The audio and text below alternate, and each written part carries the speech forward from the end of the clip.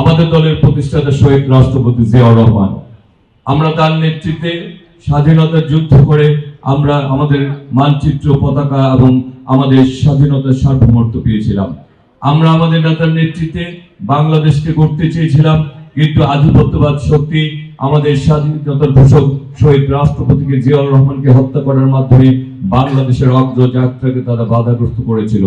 আমাদের নেত্রী দেশ নেত্রী বেগম খালেদা জিয়া বাংলাদেশের আপসের নেত্রী, যিনি বাংলাদেশের মানুষের স্বাধীনতার, বাংলাদেশের মানুষের গণতন্ত্র, বাংলাদেশের মানুষের ভোটাধিকার পুনরুদ্ধার করার জন্য তিনি স্বামী হারিয়েছেন, তিনি বাড়ি হারিয়েছেন, তিনি সন্তান হারিয়েছেন, তিনি মিথ্যা মামলায় জর্জরিত কারাগারে গিয়েছেন, তারপরও বিনা চিকিৎসায় তিনি মৃত্যুর বরণ করেছেন।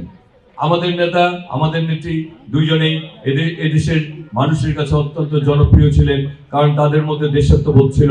তারা এই দেশের মানুষের স্বার্থের ক্ষেত্রে কখনোই কোনো আপোষ করেনি। তাবেদারি শক্তির কাছে তিনি আপোষ করেননি এবং বাংলাদেশে কোনো স্বৈরাচারের সাথে কখনো আপোষ করেননি বলেই আজকে বাংলাদেশের সবচেয়ে জনপ্রিয় নেতার নাম শহীদ রাষ্ট্রপতি জিয়াউর রহমান এবং জনপ্রিয় নেত্রীর নাম দেশ নেতা বেগম খালেদা জিয়া। আমাদের বর্তমান চেয়ারম্যান জনাব তারেক রহমান আগামীর বাংলাদেশকে গড়তে চান। তিনি চান আগামী বাংলাদেশ এদেশের মানুষের যে স্বপ্নগুলি রয়েছে সেই স্বপ্ন পূরণের তিনি করতে চান। সেই জন্য তিনি বলেছেন 31 দফার ভিত্তিতে আমরা আগামী বাংলাদেশ গড়তে চাই।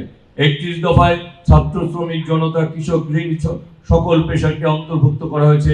টোটাল বাংলাদেশের পরিবেশ থেকে শুরু করে ক্রিয়া, শিক্ষা সকল ক্ষেত্রেই আমরা যাতে আমাদের মেধাকে বাস্তবায়ন করার মাধ্যমে আমরা আমাদের দেশকে গড়তে পারি, সেই জন্য তিনি আহ্বান জানিয়েছেন। আজকে আমরা বলতে চাই ঢাকা নয়, ঢাকা সিটির মধ্যে একটি অবহেলিত এলাকার নাম হচ্ছে ঢাকা নয়। এই নির্বাচনী এলাকার মানুষ অনেক নাগরিক সুবিধা থেকে বঞ্চিত। এই এলাকার মানুষ অনেক, আমাদের চিকিৎসা সুবিধার অভাব রয়েছে, আমাদের শিক্ষা প্রতিষ্ঠানের অভাব রয়েছে, আমাদের রাস্তাঘাটগুলি সংস্কারের প্রয়োজন, প্রশস্ততার প্রয়োজন। আমাদের আজকে শিশুরা তাদের বিকাশের জন্য আমাদের ওয়ার্ড ভিত্তিক আমাদের কোনো খেলার মাঠ নাই। আমাদের এলাকার যে ওয়ার্ডগুলি নতুনভাবে ইউনিয়নে সম্পৃক্ত হয়েছে সেই সব এমন অনেক ওয়ার্ড রয়েছে যেখানে পায়ে হেঁটে যেতে হয়, জুতা পরেও যাওয়া যায় না, রাস্তাঘাট এত খারাপ। আমাদের অনেক রাস্তা, আমাদের সেই 75, 74, 73 অনেক এলাকা রয়েছে যেখানে আমরা থাকে বড় বড় বাঁশের সেতু রয়েছে, সেগুলি পার হয়ে মানুষকে যেতে হয়। আজকে আমরা আমাদের চিকিৎসার সুবিধা চাই, আমরা আমাদের শিক্ষার সুবিধা চাই, আমরা আমাদের ছেলে মেয়েদেরকে আমাদের খেলাধুলার ব্যবস্থা করতে চাই, আমরা চাই আগামী প্রজন্মকে গড়ে তুলতে। আমরা আমাদের এই এলাকায় সমস্যার জর্জরিত একটা এলাকার নাম হচ্ছে ঢাকা নয়। আমাদের এলাকাকে আমরা মাদক মুক্ত করতে চাই, সন্ত্রাস মুক্ত করতে চাই, চাঁদাবাজ মুক্ত করতে চাই। আমরা মনে করি আমাদের কোনো দলের যে সকল নেতা কর্মী যারা এগুলির সাথে সম্পৃক্ত থাকে তারা 1-2 বার রক্ষা পেতে পারে, কিন্তু পরিণতি কারোই ভালো হবে না। কারণ হচ্ছে আমার দলের চেয়ারম্যান জনাব তারেক রহমান বলেছেন আগামীর বাংলাদেশ শুধুমাত্র এই বাংলাদেশের মানুষের ব্যালটের মাধ্যমে, ভোটের মাধ্যমে যদি জাতীয়তাবাদী দল ক্ষমতায় আসে সেই বাংলাদেশ শুধুমাত্র জাতীয়তাবাদী দলের বাংলাদেশ হবে না। যারা সন্ত্রাস করবে, চাঁদাবাজি করবে, যেদিন প্রমাণ পাওয়া যাবে তারা শুধু দল থেকে বহিষ্কার করা হবে না, তাদেরকে আইনও শপথ করা হবে, তাদেরকে শাস্তিমূলক ব্যবস্থা গ্রহণ করা হবে। সুতরাং আমরা আগামী বাংলাদেশকে গড়তে চাই, আমরা ঢাকা নয়কে গড়তে চাই। ঢাকা নয়কে আমরা একটি নিরাপদ, একটি মানবিক, একটি সম্প্রীতির ঢাকা নয় গড়তে চাই, যেখানে আমরা সকলেই ঐক্যবদ্ধ হয়ে কাজ করতে চাই।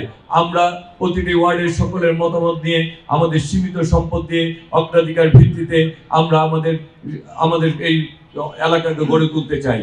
সুতরাং আগামী দিনে আমরা যদি ঐক্যবদ্ধ থাকি, আমরা যদি এলাকার স্বার্থে যা কিছু ভালো তার সাথে থাকি, যা কিছু খারাপ তার থেকে পরিত্যাগ করি এবং নিজেরা যদি আমরা সকলে মিলে ঐক্যবদ্ধ থাকি, ইনশাআল্লাহ আমরা আপনারা সবাই মিলে আমরা সফলকাম হব।